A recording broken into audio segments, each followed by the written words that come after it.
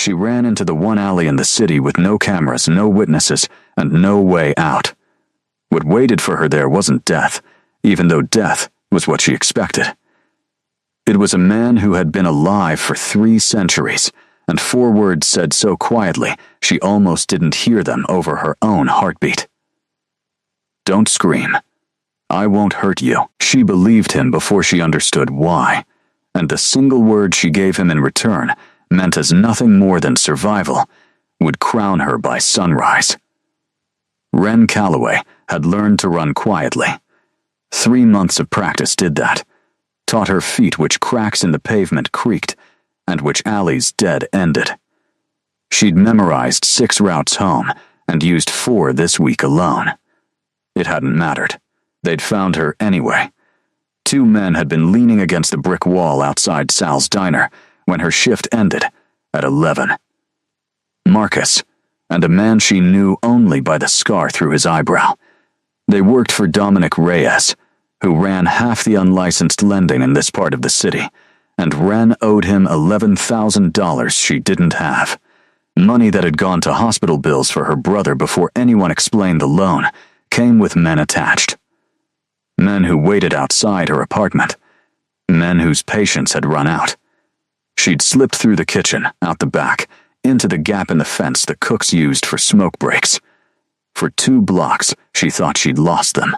Her lungs burned in the cold, her cheap shoes already blistering her heels. But stopping wasn't a choice that existed for her. Eli was 14, and Eli had a heart condition that needed monitoring and medication, and twice now, emergency surgery their mother's insurance hadn't covered after she died. Their father had been gone since Wren was 9. It had been Wren and Eli alone for 4 years, Wren working every shift she could get, signing papers she shouldn't have signed because the alternative was watching her brother's heart give out while she did nothing. The alley she turned into wasn't supposed to be a mistake. She'd used it before, a narrow gap between a shuttered hardware store and an apartment building letting out onto Birch Street, usually full of foot traffic, even this late. Tonight the streetlight at the far end was dark, and by the time she realized a delivery truck blocked the exit, it was too late to turn around. Footsteps behind her, unhurried, the kind that came from men who knew exactly how trapped she was. "You made this harder than it needed to be," Marcus said, his voice carrying easily in the narrow space. "Dominic just wants to talk." Wren pressed her back against the cold brick, feeling for anything her hand might close around, finding only damp stone and a stapled flyer. The scarred man reached her first, his hand closing around her arm hard enough that she knew there'd be a bruise by morning, if she lived to see it, and the sound from her throat was somewhere between a word and a scream, the kind that wouldn't carry past a dead end even if anyone had been listening. Let go of her. The voice came from nowhere, low and even, like someone commenting on weather rather than stopping an assault. Marcus and the scarred man both turned, and for one suspended second, nobody moved. A man stood at the mouth of the alley, where there had been no man a moment ago, where the truck still blocked the only way out, and yet somehow he was simply there. Dark clothes, nothing about him that should have read as dangerous, yet something in his stillness made the scarred man's grip tighten on her arm again, this time from instinct rather than aggression. "This isn't your business," Marcus said, his confidence thinning. "I'm making it my business." The stranger stepped forward, and the dead streetlight flickered, lighting his face for a second before going dark again.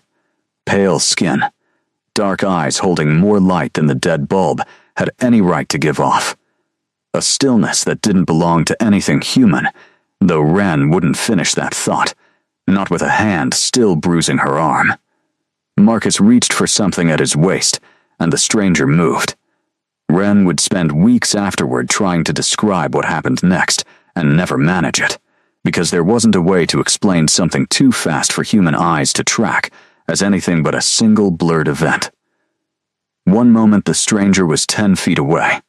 The next, The scarred man's grip vanished from her arm, the man sliding down the wall in a heap that didn't move, and Marcus was on his knees, pinned by a hand at his collar that hadn't been visible half a second before.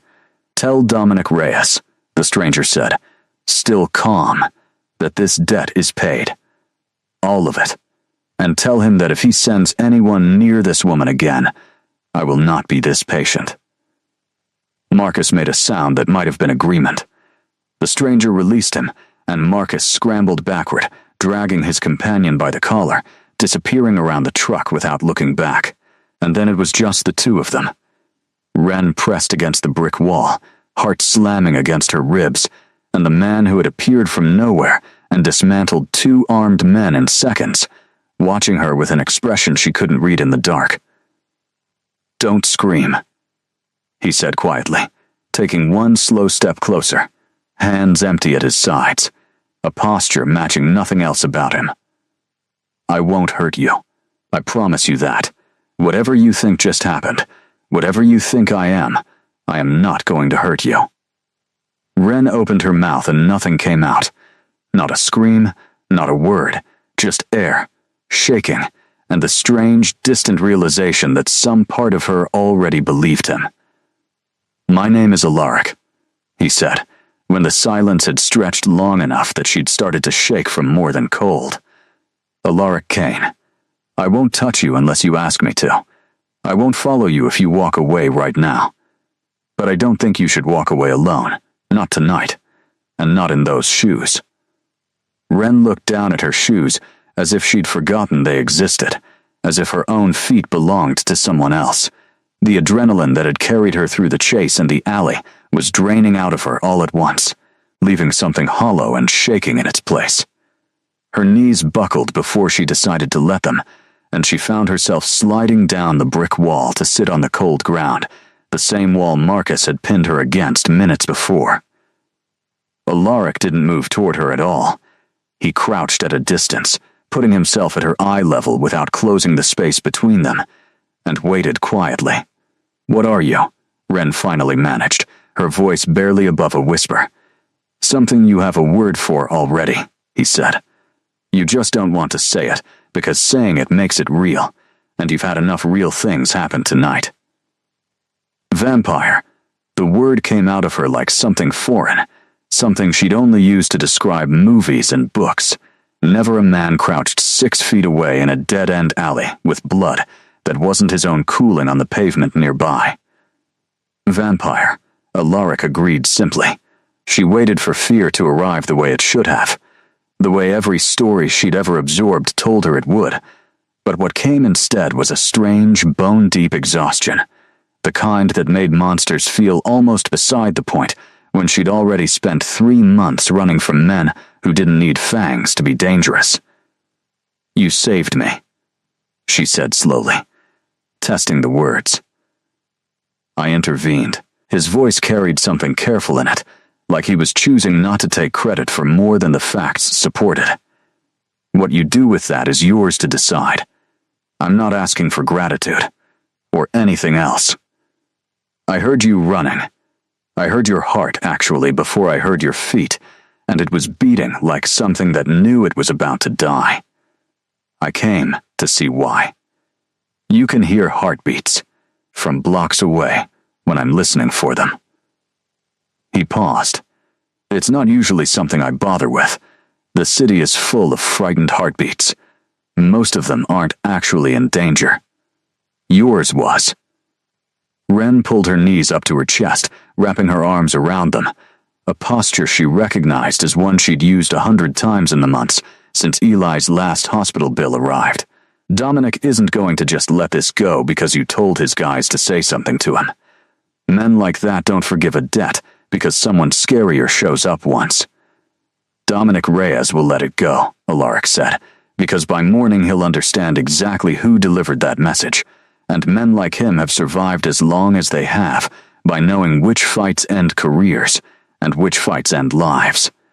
Something in his tone made it clear which category this fell into. "I'm not telling you this to frighten you. I'm telling you because you deserve to know you're not in danger from him anymore. Not tonight, not next week, Not ever again if I have any say in it. Why would you have any say in it at all? The question came out sharper than she intended. 3 months of suspicion finally finding a target that wasn't running away from her. You don't know me. You don't owe me anything. People don't dismantle 2 armed men and offer to handle a citywide loan shark because of a heartbeat they didn't like. Alaric considered this for a long moment, his dark eyes steady on hers in a way that should have felt invasive and somehow didn't. You're right, he said finally. It's not really about the heartbeat. I've lived a long time, Ren Calloway, long enough that very little surprises me, and even less moves me to act without calculation first. But I heard fear that had been going on for months, not minutes, and underneath it, something that hadn't given up yet. That's rarer than you'd think. I wanted to see it before it was gone. She didn't know what to do with that, so she said nothing, and the alley settled into a silence that felt less dangerous than it had any right to. I have somewhere safe, Alaric said eventually. Not far from here. You don't have to come. I can call a car to take you wherever you'd feel safe instead. Your apartment, a friend's place, anywhere you choose. But I don't think your apartment is safe tonight, even with Dominic handled. Because handled doesn't happen instantly, and his men know where you live. Ren thought of her empty apartment 3 blocks from here, the deadbolt that didn't quite catch, the window that didn't lock at all, and Eli sleeping at their aunt's place across town because she hadn't wanted him home alone while she worked nights. She thought of the particular fear that came from realizing she had nowhere that actually qualified as safe. She thought of the casual, terrifying ease with which this man had ended a threat she'd carried like a physical weight for 3 months, and how exhausted she was, how her body had stopped offering her any more adrenaline to keep running on. Okay, she said, and the word felt enormous leaving her mouth, far larger than 2 syllables should have been able to hold. Okay, take me somewhere safe. She didn't know yet that the word would mean more than she intended, that somewhere in his world's careful architecture, a word like that one given freely to someone like him was rarely just a word. The car that picked them up wasn't flashy, a dark sedan with tinted windows and a driver who didn't ask a single question about why his employer was bringing home a barefoot woman in a torn dress at midnight. Ren sat with her knees pulled to her chest the entire ride, watching the city slide past the window in streaks of color, watching the streets grow wider and quieter and cleaner the farther they drove from the diner, from Dominic's territory, from the version of her life that had existed 3 hours ago. You're not what I expected, she said eventually, mostly to fill the silence. What did you expect? I don't know. Capes? Coffins? Something more dramatic than a sedan with leather seats. Something that might have been a small smile flickered at the corner of his mouth, there and gone too quickly to be entirely sure of it. The capes went out of fashion around the same time gas lamps did. I adapted. The house, when they reached it, sat at the end of a private drive lined with old trees, set back far enough from the road that the city's noise dropped away entirely, replaced by something Ren hadn't heard in months. Actual quiet. Stone and dark wood, windows lit warm and gold from within. A house that looked like it had been standing for longer than most of the buildings she'd grown up around, because it had. How long have you lived here? She asked as he led her up the front steps. Since the house was built. 1860-something. I've renovated the plumbing more times than I care to count, but the bones are the same. Inside, a woman met them in the entryway, older, silver-haired, dressed like she'd been awake and working despite the hour, which she clearly had been. She took one look at Ren's bare, bleeding feet and the state of her dress, and didn't ask a single question either. Just disappeared down a hallway, and returned a few minutes later with a basin of warm water, bandages, and a stack of folded clothes that looked soft and worn in the way that came from being washed 100 times. This is Greta, Alaric said. She's run this house longer than most countries have run their governments. Greta, this is Ren. She'll be staying with us for a while. Greta's eyes flicked toward Alaric, with something sharp and assessing in them, gone again before Ren could fully read it, replaced by the same brisk kindness she turned on Ren a second later.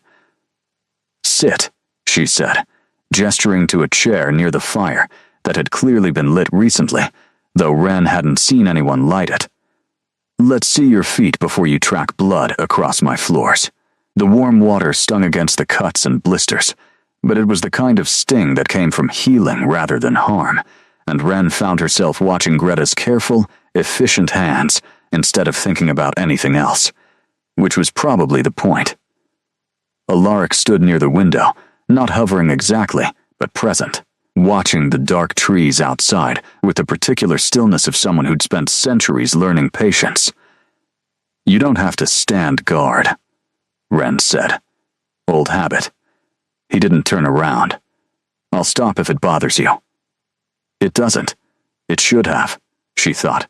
A stranger, a vampire, watching over her like something he'd decided was worth protecting. In a house she'd never seen before, on a night that had already broken every rule she'd built her survival around. It should have terrified her more than it did. Instead, there was something almost familiar about it, something her body recognized even if her mind hadn't caught up yet. The specific relief of not being the only person keeping watch for once. When Greta finished and excused herself for the night, the house settled into a deeper quiet. Just the fire and the old wood creaking, and the two of them in a room that suddenly felt smaller than it had a few minutes ago. "There's a room upstairs," Alaric said. "Made up already. You don't have to talk to me anymore tonight if you don't want to. You don't have to explain anything you're not ready to explain." "My brother," Ren said instead, because it had been sitting heavy in her chest the entire ride, the one thing she couldn't set down even surrounded by warmth and quiet and a fire she hadn't asked for. "Eli. He's 14. He's at our aunt's tonight, but I need him to know I'm okay. I need to see him tomorrow. I can't just disappear on him. Not after everything, then you'll see him tomorrow." Alaric said it simply, like it required no negotiation at all. "I can have you driven there in the morning, or wherever you need to go. You're not a prisoner here, Ren. You're not required to stay a single hour longer than you want to." She studied his face for the lie she expected to find there, and didn't find one. "Why does any of this matter to you? I'm a stranger you found in an alley. Tomorrow, I could be gone, and you'd never have to think about me again." "I could," he agreed, "but I don't think I will." He finally turned from the window, and in the firelight his eyes looked less like something carved from ice, and more like something tired. Something that had been waiting a very long time for a reason to stop being so careful. It's been a long time since anything in this house felt like it mattered beyond keeping it running. Tonight, for the first time in longer than I'd like to admit, something did. Ren didn't have an answer for that, so she let Greta's borrowed clothes and the dying fire and the unfamiliar safety of the room carry her upstairs instead, already wondering what tomorrow would ask of her that tonight hadn't. Morning came through unfamiliar curtains, gold and quiet, and for a few disoriented seconds, Ren forgot where she was entirely. Forgot the alley, and the running, and the man with eyes that held more light than they should have. Then it all came back at once, the way it always did. The cold brick in Marcus's grip, and the impossible speed of a stranger who had introduced himself with a name instead of a threat, and she lay there for a long moment just breathing in a room that smelled like cedar and clean linen, instead of the mildew and stale grease that had soaked into every corner of her apartment for years. She found Alaric in a kitchen that looked too modern for the rest of the house, all warm wood and quiet steel, and Greta already at the stove despite the early hour. He'd changed from the dark clothes of the night before into something simpler. Sleeves rolled to his forearms, and the sight of him in daylight struck her differently than the version she'd built in her head overnight.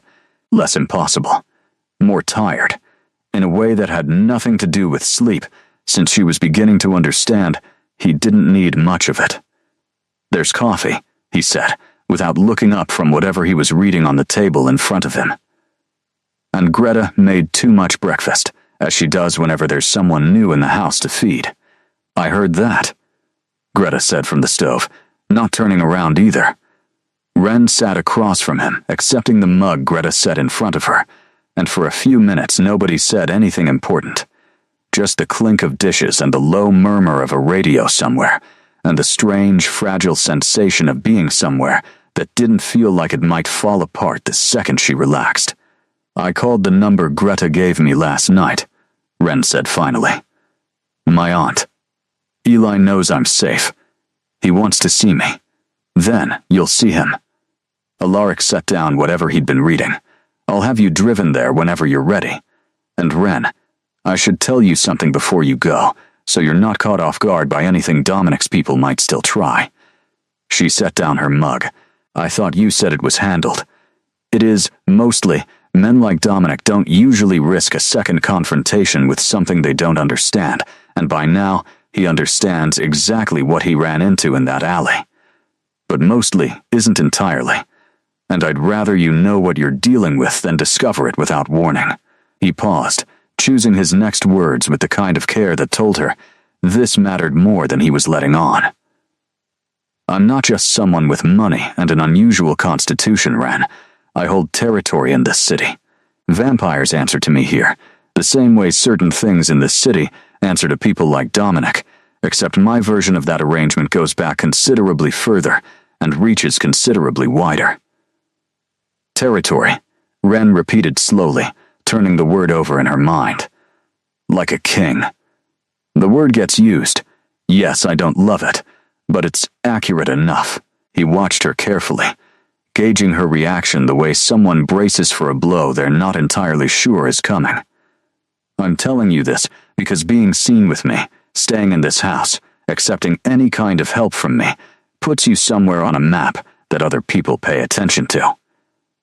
Dominic backing off doesn't mean nobody else notices a human living under my protection. I'd rather you decide what you want to do with that information with your eyes open than have it explained to you by someone with worse intentions than mine.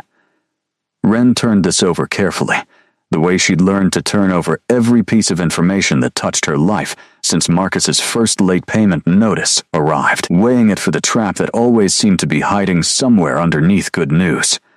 Are you saying I'm in more danger now, not less? I'm saying the danger changes shape. Dominic was a threat with a name and a price tag. What replaces him, if anything does, would be something with longer history and less predictable motives. He held her gaze steadily. I won't pretend that's a small thing, but I also won't let anything happen to you because of a choice you made to accept help from me. That's not a promise I make lightly, and it's not one I intend to break. Why? Ren asked. The same question she'd asked in the alley, the one she still hadn't gotten an answer to that made complete sense. The one that kept circling back no matter how many times she tried to set it down. Does protecting me matter enough to take on that kind of trouble? Alaric was quiet long enough that she thought he might not answer at all, his gaze fixed somewhere past her shoulder. 300 years is a long time to watch people come and go, he said finally. Long enough to stop expecting anything to surprise you. You did, last night. Not because you needed saving, though you did, but because of what was underneath the fear. I told you that already. I haven't stopped meaning it in the daylight. He pushed back from the table. Eat something before the car comes. Greta will be insulted otherwise, and trust me, you don't want Greta insulted. Ren almost laughed, the sound surprising her as much as it seemed to surprise him. A small fracture of normal in a morning that had no business feeling as normal as it did, sitting in a stranger's kitchen with a stranger's coffee warming her hands. She picked up her fork, and for the length of one quiet breakfast, the weight she'd been carrying for 3 months felt impossibly a little lighter than it had in longer than she could remember. 3 weeks folded into something that almost resembled a life. Ren kept her shifts at the diner, because Alaric never once suggested she shouldn't, never tried to fold her into dependence the way she'd half expected from a man with that much power, and that much money. Instead, he simply made sure a car was available when she needed one, made sure the house was there when she came back to it, made sure Greta kept a plate warm on the nights her shift ran late. Small things. Things that added up slowly, day after day, to something she didn't have a name for yet, something that felt dangerously close to safety after 3 months of having none at all. Eli visited every Sunday.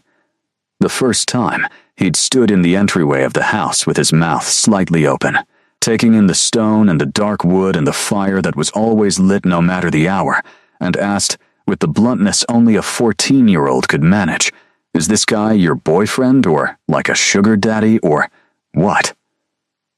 "Neither," Wren had said, quite mortified, while across the room Alaric made a sound that might have been the first real laugh she'd heard out of him. "He's a friend," she amended quietly, though even as she said it the word felt too small for whatever this was becoming. "He helped me. He's letting me stay here while things settle." Eli, it turned out, asked fewer questions than she expected once he understood the one fact that actually mattered to a teenager whose entire world had narrowed down to survival the same way Wren's had. Nobody was hurting his sister anymore. He warmed to Alaric slowly, the way Eli warmed to everything, with careful observation before commitment, and by the third Sunday, he'd started bringing his homework along with him, spreading it across the kitchen table while Alaric, of all things, helped him with a chemistry assignment, with the patient precision of someone who'd apparently watched the periodic table get built one element at a time. "You're good with him," Wren said quietly one evening, after Eli had gone home and the house had settled into its usual nighttime quiet. "He's easy to be good with.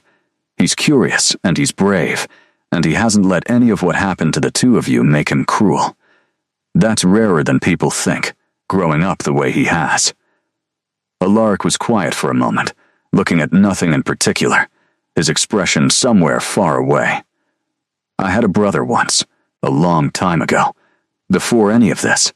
He gestured vaguely at himself, at the centuries the gesture was meant to encompass.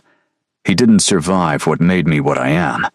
I think about him more than I let myself say out loud, even after all this time." "What happened?" "The same thing that's always happened, in one form or another, since long before either of us was born. Someone wanted power. Someone else paid for it." He didn't elaborate further, and Wren didn't push, recognizing the particular shape of a grief that hadn't finished healing even after centuries of trying, a grief she understood better now than she had 3 weeks ago. It was on nights like this that she found herself watching him differently, noticing the way exhaustion sat on someone who didn't need sleep the way ordinary people did, an exhaustion that lived somewhere deeper than the body, in the eyes, in the set of his shoulders. 300 years of losing things. 300 years of learning not to expect to keep anything for long. She thought about how easily he'd told her that on the first night, how he'd said it almost like a warning, and wondered now if it had also been something else entirely. A confession. The medical bill arrived on a Tuesday, forwarded from her old address by a neighbor who still had her new number. Eli's last cardiology follow-up, the one she'd scheduled before any of this happened, before Dominic's debt was paid and her life rearranged itself around a man she still didn't fully understand. $4,000 she didn't have, on top of everything else, the kind of number that used to send her into a particular cold panic she'd almost forgotten the shape of these past few weeks, a panic that lived in her chest and her stomach and the backs of her teeth all at once. She didn't mention it. She'd decided, somewhere in the last 3 weeks, that she wasn't going to be the kind of person who let Alaric's generosity become a habit she leaned on for everything, who quietly turned a man who'd saved her life into a permanent solution for every problem that followed it. She folded the bill into her bag and told herself she'd figure it out the way she'd figured everything else out, one shift at a time. She didn't know, until Greta mentioned it in passing 3 days later while folding laundry in the hallway, that the bill had already been paid in full, quietly, before it had even reached Wren's hands. She found Alaric in his study that evening, the crumpled bill clutched in her fist, fully prepared to be angry about it. "You didn't have to do that," she said. "I know." He didn't look up from the book in his lap. "I wanted to." "That's not the same thing." "No," he agreed, finally meeting her eyes. "It isn't, but Ren, I've spent 300 years with more money than I could spend in 10 lifetimes, and nothing worth spending it on. Let me have this. Let your brother's heart be one less thing you have to carry alone." Something in his voice, low and unguarded in a way she rarely heard from him, made the anger in her chest falter, then dissolve into something else entirely. Something that scared her considerably more than debt ever had. The first sign that something had shifted came on a Thursday, in the form of a man Ren had never seen before, standing across the street from the diner when she finished her shift. Not approaching, not threatening, just watching with the patient stillness of someone gathering information rather than preparing to act. She didn't recognize him from Dominic's crew. He was paler than that, dressed too well for street muscle, his coat too fine for the neighborhood, and when she mentioned him to Alaric that night, something in her husband's expression— no, not husband, she corrected herself quickly. Something in Alaric's expression went carefully, deliberately blank, the kind of blankness that meant the opposite of nothing.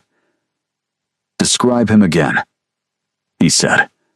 She did, as best she could remember. Alaric was quiet for a long moment afterward, his jaw tight in a way she'd learned meant he was working through several unpleasant possibilities at once. "That wasn't one of Dominic's," he said finally. "That was a Marin." "A what?" "A surname. Not a species, though I understand why you'd ask." He set down the book he'd been holding without reading, a tell she'd come to recognize over the past weeks, a small habit that meant something had unsettled him more than his voice would admit. "Lady Celine Marin holds territory 2 cities over. She's old, older than me by a fair margin, and she spent the better part of a decade looking for a reason to expand her reach into mine. A human under my protection, especially one with no formal standing, no legal claim to that protection beyond my word, is exactly the kind of opening she's been waiting for." Ren felt something cold settle low in her stomach. The particular dread of watching a problem she thought was solved reveal itself to be only the first layer of something larger. "What does that mean for me?" "It means Dominic Reyes isn't finished. Not really. He's smart enough not to come at me directly again, but he's also exactly the kind of desperate, humiliated man Celine Marin would find useful. A human source inside my territory with a personal grudge and nothing left to lose. I'd put money on the two of them having already found each other, if they haven't yet."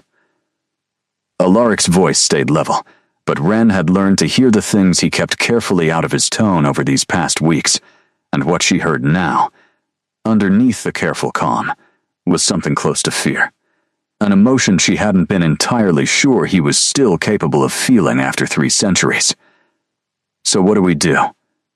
"There's a law," Alaric said slowly. "The way a man chooses his footing on ice he isn't certain will hold his weight. Older than most of the territories that still operate under it, including mine. It allows a lord to formally bind a human under his protection, not informally, the way you are now, but permanently, in a way that no other vampire, no court, no rival lord can challenge or undo. It would close the opening Celine's looking for entirely. There would be nothing left for her to exploit, nothing left to use against either of us." "What does binding mean?" "It means asking for your protection becomes more than a request I can grant or withdraw at will. It becomes law. It becomes something woven into what I am, not just what I do." He hesitated, and the hesitation itself told her something. A held-back piece of information she could feel the shape of, even without seeing it directly. A weight behind his eyes he wasn't ready to set down in front of her yet. "It requires your consent, freely given, spoken aloud. That's the only requirement. A single word, given honestly, is enough to make it permanent. That sounds simple for something you're being this careful and this slow about explaining. "It's an old law," he said again, and this time she noticed he hadn't actually answered her.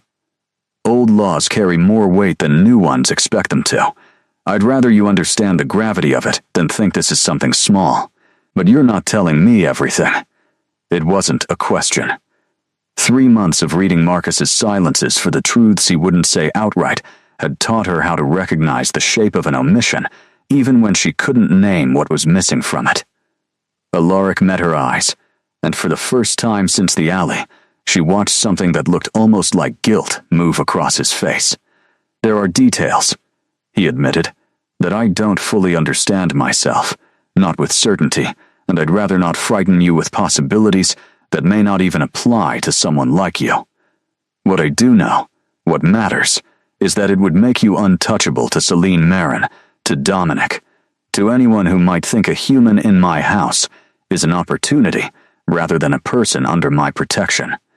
And if I say yes to all of this, then you're safer than you have ever been in your entire life." He paused, and something passed behind his eyes that she couldn't fully read, something that looked almost like longing wrapped tightly around the careful caution. "And nothing changes between us beyond that. I'm not asking for anything you haven't already chosen to give me these past few weeks. I'm asking you to let me protect you in a way that can't ever be undone by anyone but you." Ren thought of the man across the street, the cold patience in his watching, the particular helplessness of being a target in a game whose rules she didn't fully understand and had no way to learn quickly enough to protect herself. She thought of Eli, of Sundays at the kitchen table, of a life that had finally started to feel like something worth protecting, worth fighting to keep. "Okay," she said. "Tell me what to say." They performed it that same night, because Alaric said waiting only gave Celine Marin more time to find an opening they hadn't closed yet, and because Ren, once she'd made up her mind about something, had never been good at sitting with a decision instead of acting on it immediately. He led her to the study, cleared the low table near the fire, and lit candles in a way that felt less like ceremony and more like practicality. Light enough to see by in a room where the lamps had been deliberately left dark for the occasion. "Tell me again, slowly, exactly what I'm agreeing to," she said, sitting across from him on the floor, the fire warm against one side of her face. "You're agreeing to my protection, formally and permanently, in a way recognized by every court and every lord who might otherwise question it.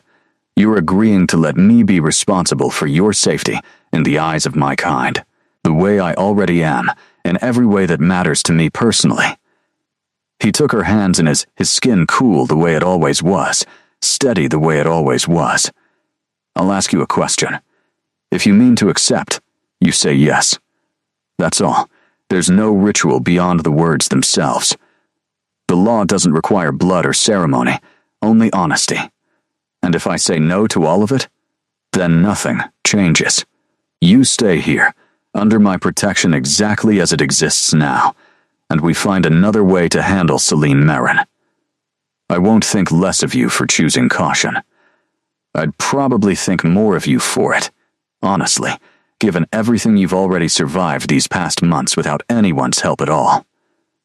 Ren looked at his hands around hers, steady and certain in a way nothing in her life had been in longer than she could remember, and thought about the man across the street, the cold patience of him, and the particular exhaustion of spending years bracing for a blow that never quite stopped coming, no matter how far she ran. She thought about Eli's heart, about Sunday afternoons at the kitchen table, about a fire that was always lit, no matter what hour she came home. "Ask me," she said.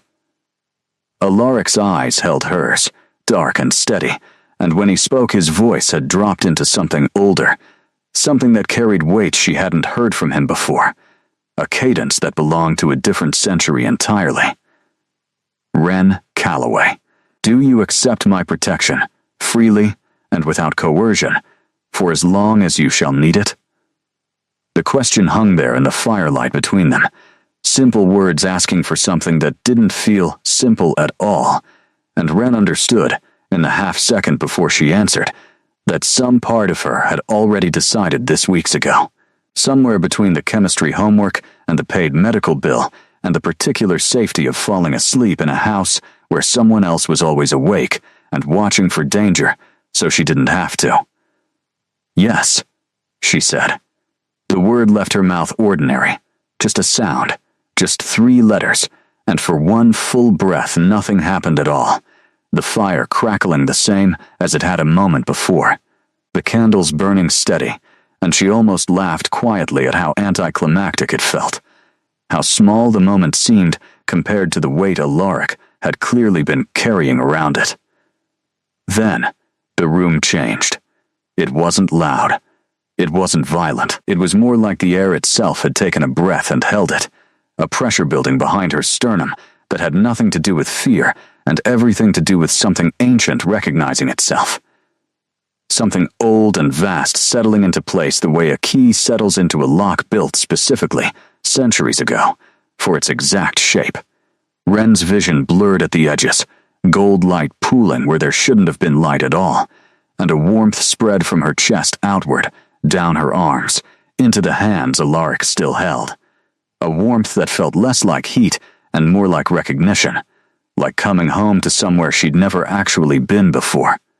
Alaric's grip on her hands tightened suddenly, and when she looked up at him, his expression had gone from careful to something close to alarm, his dark eyes wide in a way she'd never seen them before, not even in the alley, not even facing down armed men twice his apparent size.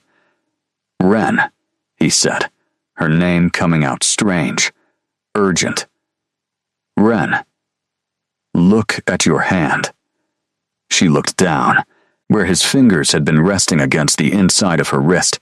A mark had begun to bloom beneath her skin, dark and intricate, spreading like frost across glass, like ink dropped slowly into still water, settling into a shape too detailed and too deliberate to be anything but designed.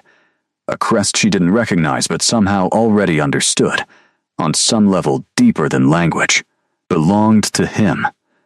"That's not supposed to happen," Alaric said quietly, and there was something in his voice now that hadn't been there a moment ago, something that sounded impossibly, almost like fear, the same fear she'd heard underneath his calm when he first told her about Celine Marin. "Wren, that mark, the way it's settling into your skin, that's not a protection binding. That's something else entirely, something I haven't seen take hold in longer than I care to admit." The warmth in her chest hadn't faded at all.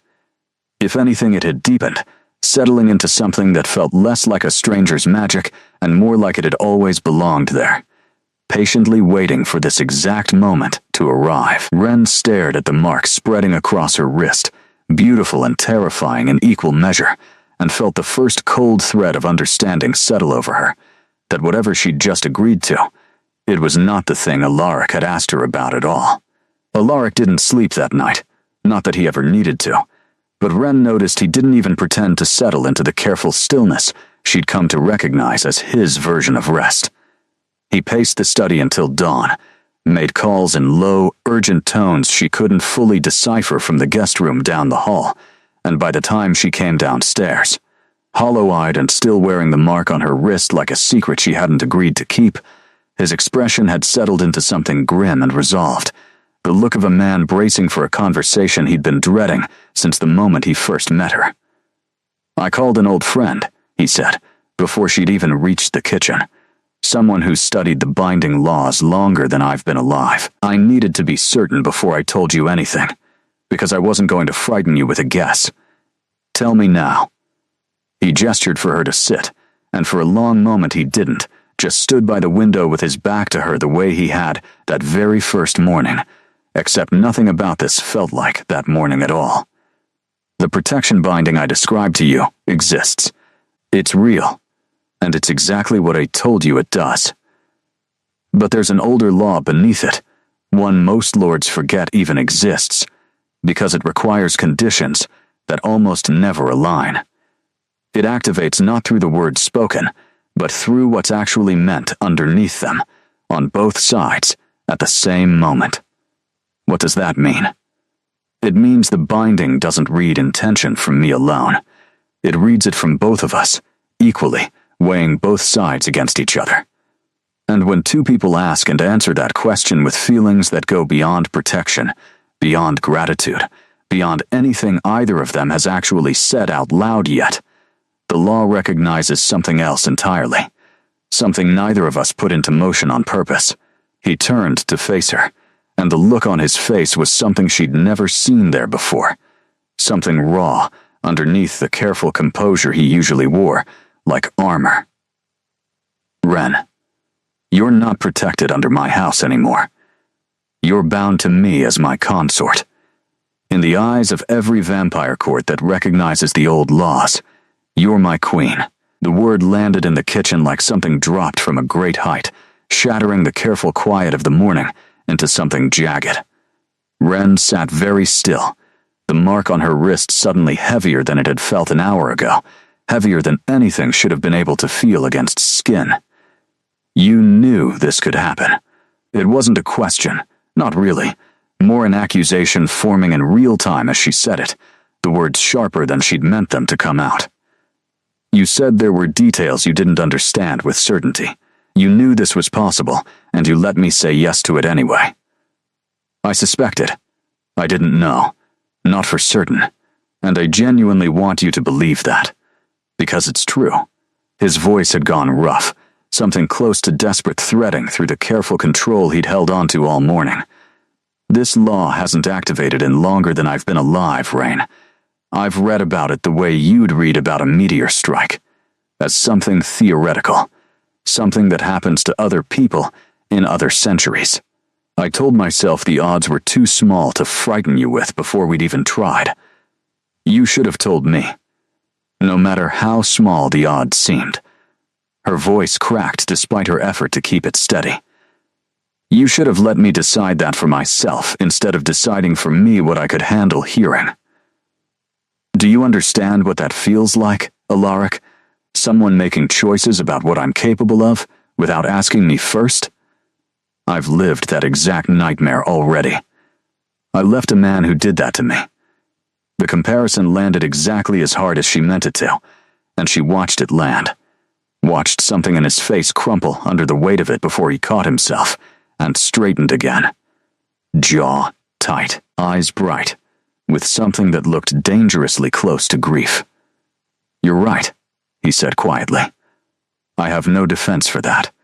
I was afraid of losing the only good thing that's happened to me in 3 centuries, and I let that fear make a decision that should have been yours alone to make.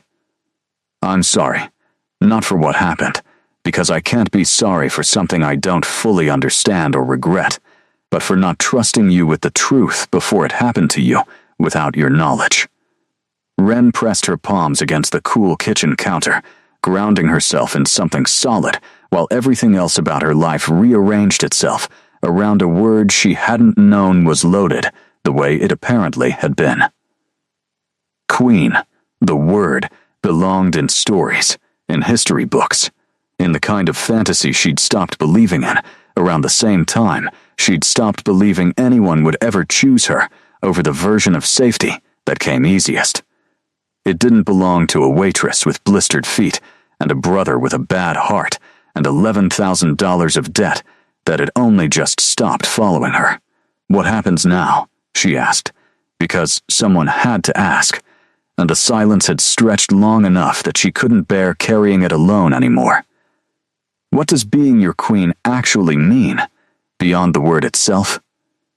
Alaric crossed the kitchen and knelt in front of her chair, an act of deference she hadn't expected from a man who held territory the way other men held citizenship, and took her marked wrist gently in both hands, as if it might shatter if he wasn't careful with it. It means, he said quietly, that every single thing I told you about danger gets exponentially more complicated, and exponentially more important to get right, starting tonight. The summons came 3 days later, delivered by a courier who arrived at the house in formal black and addressed Ren as Your Majesty, with a straight face that made her want to either laugh or be sick. She genuinely hadn't decided which yet. The Council of Eastern Territories wanted to meet the human who had triggered a binding nobody alive had witnessed actually happen. and Alaric explained, with the careful patience of a man delivering news he already knew she wouldn't want to hear, that attendance wasn't optional. Not for either of them. Not this time. They'll want to test you, he said the night before, helping her into a dress Greta had produced from somewhere with the same brisk efficiency she handled everything else in that house. Deep green silk. Simple but unmistakably formal. Nothing like anything Wren had worn in her life before this one began. Not physically. They'll ask questions designed to find cracks, designed to prove you're not what the binding claims you are. Some of them have spent centuries believing humans are beneath formal recognition entirely. They won't enjoy being told otherwise by a law older than their objections to it. And if I crack under this, you won't crack. He said it without hesitation, the kind of certainty that should have felt presumptuous, and instead felt like an anchor holding steady against a current. But if you did, it wouldn't matter. The binding doesn't ask their permission. It already happened. Tomorrow isn't about earning something you already have. It's about making them say so out loud. They hadn't fully repaired things between them since the kitchen. Not really. Not the rawest parts of it. Though the days since had softened the edges considerably. The way a wound starts to close even while it's still healing underneath. Wren had watched him work. Watched him quietly rearrange his entire territory's security around protecting her. Watched him sit up 3 nights running studying ancient texts for anything that might tell them more about a law that had apparently decided, entirely on its own, that the two of them belonged to each other. She hadn't forgiven him for the omission. Not completely. She'd started to understand it, which wasn't quite the same thing, but was its own kind of progress, the kind that mattered. The council chamber, when they arrived the next evening, looked exactly like the kind of place built to make people feel small on purpose. Stone arches older than most countries, a long table carved from dark wood worn smooth by centuries of hands. A dozen vampires arranged around it, with the particular ancient stillness Wren had learned to associate with creatures who'd stopped needing to perform urgency centuries ago.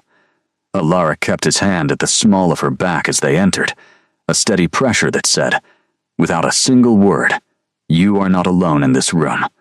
Whatever happens next. Lord Kane, the eldest among them, spoke first, a woman whose age showed not in her face, but in the weight behind her eyes. Something that had clearly seen empires rise and crumble and found neither one particularly remarkable. You bring us a curiosity. I bring you my queen, Alaric said, and Wren heard the steel underneath the courtesy of his tone. I'd asked the council to address her as such. A ripple moved through the room, not quite a murmur, something more contained than that, but still entirely unmistakable to anyone paying attention. One of the younger lords, dark-haired and visibly skeptical, leaned forward in his seat. The binding is recognized in theory. Whether it should be recognized in practice, for a human with no lineage, no formal training, no real understanding of what she's actually agreed to, is a separate question entirely, and one this council has every right to ask. Ask her your questions, then, Alaric said. Directly, she's capable of answering for herself. The dark-haired lord turned his attention fully onto Wren, something testing in his expression. The particular cruelty of someone who enjoyed watching things break under pressure and called it diligence. Tell me, Queen Calloway, what do you know of vampire law? Of territory rights? Of blood debts? Of the obligations a consort carries to an entire court of people who never chose her, and likely never would have? Nothing, Wren said, before she'd fully decided to answer honestly, rather than try to fake a competence she didn't have and never would. I know nothing about any of that.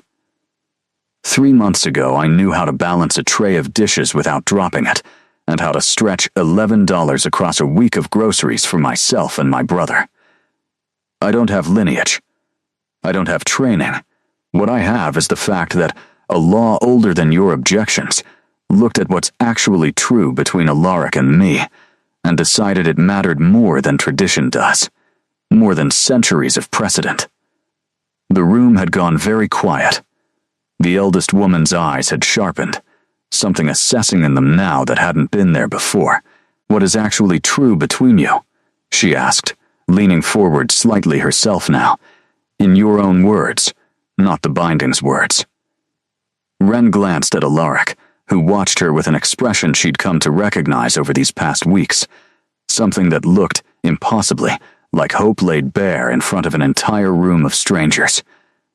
That he saw me when nobody else had bothered to look in years. That he never once asked me to be smaller, or quieter, or easier to manage, the way everyone else in my life had asked, without ever saying it outright. That whatever this binding decided, it didn't invent something that wasn't already there between us. It just finally said it out loud, where everyone could hear it. The silence that followed her answer felt different than the one before it had, heavier in a way that had nothing to do with hostility at all. The call came on a Sunday afternoon, exactly the kind of ordinary hour that made the words on the other end of the line feel impossible to process at first. Ren's aunt, her voice high and frantic, saying Eli hadn't come home from the corner store, that he'd left 40 minutes ago for milk and bread and should have been back in 10. That she'd walked the route herself twice already and found nothing, no sign of him anywhere, no answer on his phone, nothing but an empty sidewalk and a growing certainty that something had gone terribly wrong. Ren's hands went cold around the receiver before her mind had even fully processed what was actually happening in real time. 3 months of conditioned fear surging back up through her chest, like something that had never actually left, only waited patiently for an excuse to return. Alaric was beside her before she'd finished relaying the words, his expression having shifted from concern to something harder, colder, the particular stillness of a predator calculating angles of attack before the first move had even been made. "Celine," he said, not a question at all, more a quiet confirmation of something he'd already suspected the moment the phone rang. This is exactly the kind of leverage she'd reach for. The kind that looks clean from a distance. Strike at the human family before striking at you directly. It's deniable. It puts the council in an impossible position if it actually works the way she's hoping. He's 14. He's just a child. I know. His voice had dropped into the register she'd heard only once before, the one from the night of the binding, the one that belonged to something far older and far more dangerous than the careful, gentle man who'd helped Eli with chemistry homework at the kitchen table every Sunday. And I am going to find him before the hour is out, or I am going to burn down every single person who decided touching him was an acceptable risk worth taking. The security network Alaric commanded moved faster than anything Rain had ever seen. Calls placed in low, rapid succession, a dozen names she didn't recognize given instructions in a tone that left no room for delay, hesitation, or excuse of any kind. Within 20 minutes, a location surfaced, a warehouse near the old shipping docks, a property quietly connected to a holding company that traced back, after 3 more calls and a name spoken with real venom, to someone Rain did recognize after all. Dominic Reyes, the name that had haunted 3 months of her life, resurfacing exactly when she'd thought it was over. He wouldn't have the resources for something like this alone, Alaric said, already moving toward the car, already shrugging into a coat that did nothing to disguise the violence radiating off him in waves Ren could practically feel against her own skin from 3 feet away. Celine's funding him, almost certainly, using his grudge as convenient cover for her own ambitions in my territory. It doesn't matter whose idea it was first. It only matters that they have your brother, and that this ends within the hour, one way or another, completely. Ren rode in the car beside him in tense silence, hands clenched so tightly in her lap that her knuckles had gone completely white, and made herself ask the one question she needed answered before they actually arrived. "What happens when we finally get there?" she asked. "Finally, you stay in the car." His tone left absolutely no space for negotiation of any kind. "I mean that, Ren. Whatever you're picturing yourself doing inside that warehouse, set it down right now. You being safe is the only acceptable outcome that lets me focus completely on getting your brother out alive. And if something happens to you in there instead of him, then it happens to me, not to you or him. That's the calculation. It's the only one that matters tonight. He glanced at her once, something fierce and certain in his expression that left no room for argument. I have spent 3 centuries learning exactly how dangerous I can be when something I care about is threatened. Tonight, you're going to watch me prove every bit of it. The warehouse sat dark against the waterfront. No visible guards anywhere along the perimeter, which told Ren nothing, except that whoever was inside had decided not to bother with human-scale precautions against a vampire lord who could move faster than any of them could possibly track. Alaric stopped the car 2 blocks out, took her hand once, briefly, pressing something cool and certain into her palm that felt like a promise rather than an object, and was gone before she'd fully registered him leaving the seat beside her, the doors swinging shut behind nothing but empty air. The minutes that followed stretched into something with no relationship at all to actual time. Ren sat alone in the dark car, replaying every version of what could be happening behind those warehouse walls, picturing Eli's face, picturing the particular terror of a 14-year-old who'd already survived enough in his short life to know exactly how badly things could go when adults decided to use children as leverage. She thought about Marcus, about every moment she'd spent powerless against someone bigger and crueler than her, and hated, with a violence that surprised even her, how familiar this kind of waiting felt even now, even with everything in her life that had supposedly changed. 20 long minutes in, the warehouse door burst open from the inside. Ren's heart stopped entirely before it restarted at the sight of Eli, stumbling but upright, wrapped in Alaric's own coat. Alive, visibly terrified, but alive. And behind him, Alaric himself, blood at his collar, that clearly wasn't his own. Carrying himself with the particular controlled fury of a man who had not yet finished being dangerous tonight. Not by a long stretch. Eli cried the entire ride home, the kind of crying a 14-year-old does when he's spent an hour being brave for strangers and finally has permission to stop pretending.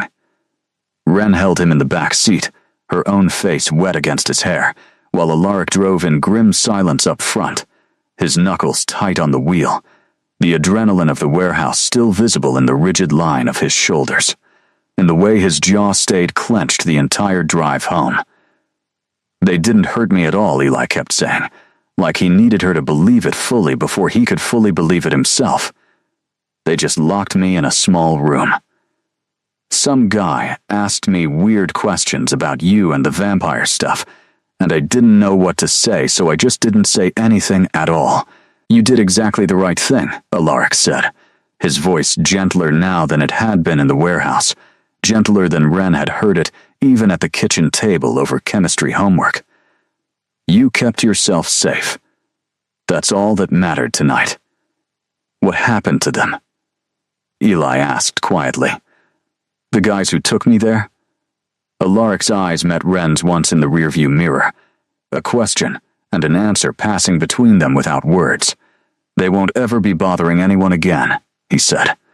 Not Dominic, not the people he was working for. I made certain of it.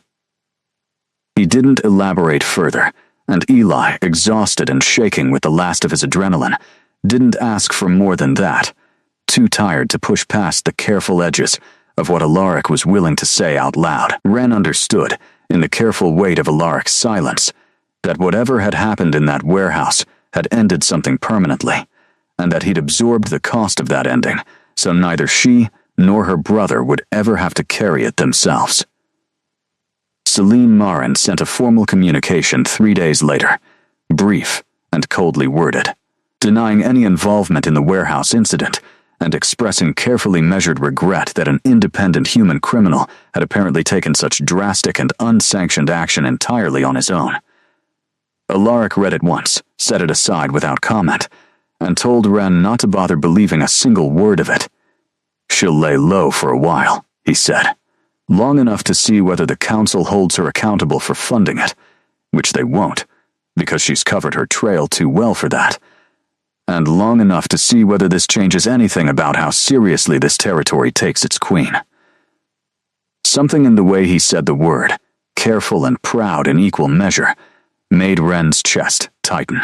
The second council meeting happened a week after the first, called this time not by summons but by Alaric's own formal request, a petition asking the council to recognize, beyond mere theoretical acknowledgement, that the binding had been tested under genuine threat and had held completely. Ren stood before the same long table, the same dozen ancient faces, but something in the room felt different this time, less like an interrogation, and more like an audience waiting patiently to be convinced of something they already suspected, deep down, was true. "Tell us what happened in that warehouse," the eldest woman said, the same one who had asked Ren what was actually true between her and Alaric the first time. Not what Lord Kane did, what you did while you waited. Ren hadn't expected the question at all, hadn't prepared an answer for it the way she'd carefully prepared for questions about lineage and law.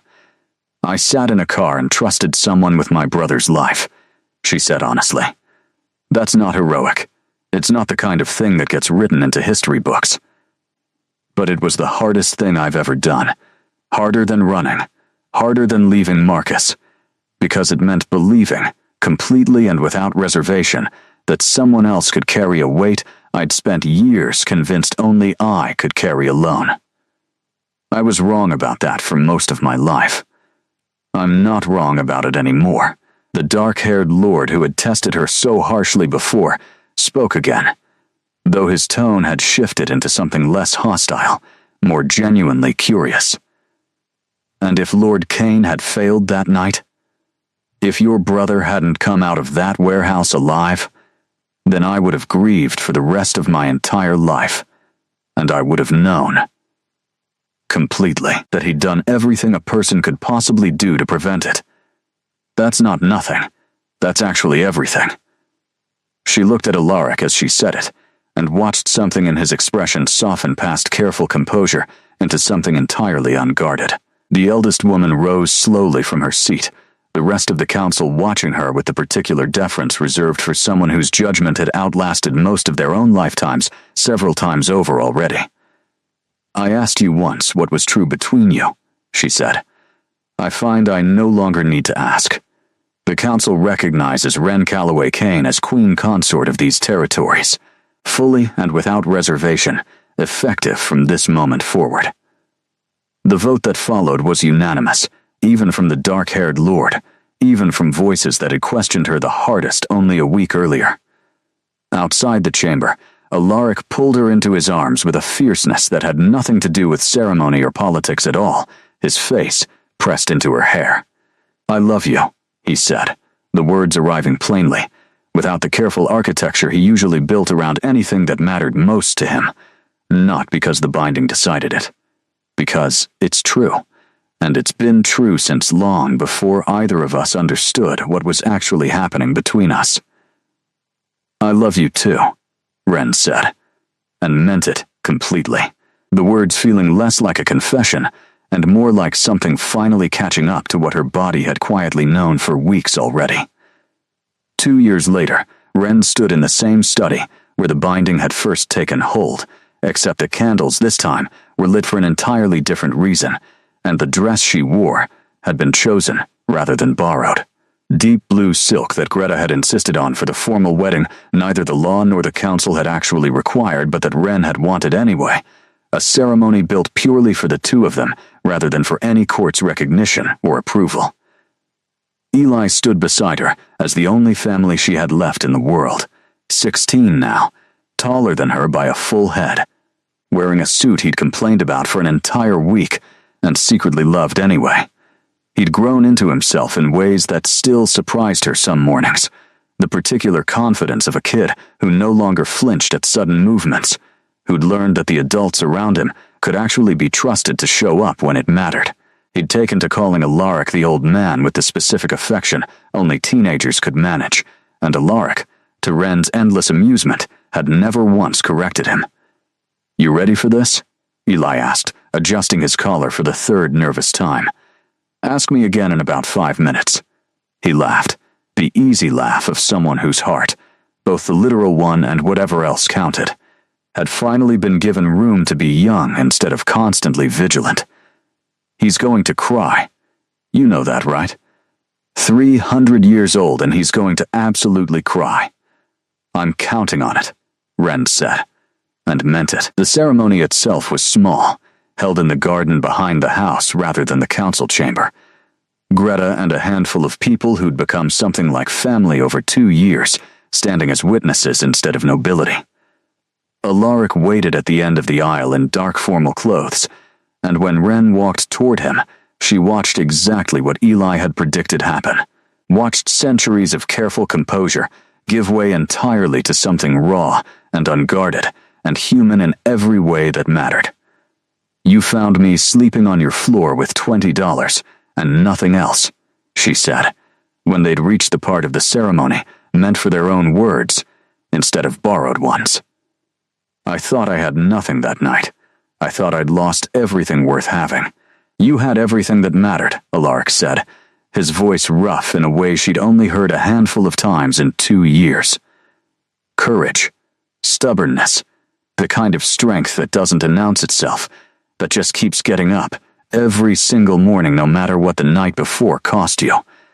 You just needed someone to actually see it. "You saved me. You saved yourself," he corrected, the same words he'd say more than once over the years that followed, words that had become something like a private vow between them, long before this ceremony made anything official. I just refused to look away once I saw what was actually there. After the ceremony, after the small dinner and the toasts and Eli's deeply embarrassing speech about chemistry homework and burned French toast that didn't even apply to their household but he insisted on anyway, Ren found Alaric alone by the window, looking out at the garden the way he used to look out at the city in the early days. Except his expression now held none of the old weariness she'd first mistaken for simple stillness. "Do you ever think about that, Allie?" she asked, joining him. "Every day." He didn't look away from the window. Worst night either of us had in years. Best night of my entire existence, because it's the night I found you. He turned to face her fully. "I keep the $20 bill, you know, in my desk. I never told you that." "You kept it?" "Of course I did. It's where everything actually started. $20, and the bravest woman I've ever encountered in 3 centuries of watching people come and go." Ren thought about everything that $20 had once represented, the absolute bottom of what a life could be reduced to, every door closed, every safety net gone completely, nothing left but her own 2 feet and a stranger's open service entrance. She thought about how far that single night had carried her, through fear and binding and council chambers, and a warehouse she still sometimes saw in dreams, all the way to a garden full of people who genuinely loved her. A brother who slept soundly now. A man who'd chosen her honestly and completely once he finally understood what choosing her actually meant. "We saved each other," she said finally. "That's what I think it actually was, in the end. Not a rescue. Not really. Not in the way the story sounds when other people tell it. Just 2 people who'd both run out of reasons to keep going alone. Finding a reason to keep going together instead. I think that's exactly what love does," Alaric said, pulling her close, his voice quiet against her hair. "It doesn't erase what came before it. It just makes sure you never have to carry the weight of it by yourself again." The garden settled into evening around them, lanterns flickering on as the sky deepened toward dark, Eli's laughter carrying faintly from somewhere near the dinner tables. Greta fussing over the leftover cake the way she fussed over everything she loved. Ren leaned into Alaric's shoulder and let herself simply exist there, unguarded, unafraid, finally and completely home. Happily ever after, she'd learned, wasn't a single moment a story arrived at, and then stopped. It was built the same way safety had been built that very first night. One small act of courage at a time. One yes at a time. Choice after choice after choice, for as long as both people kept choosing it. She intended to keep choosing it for as long as she possibly could.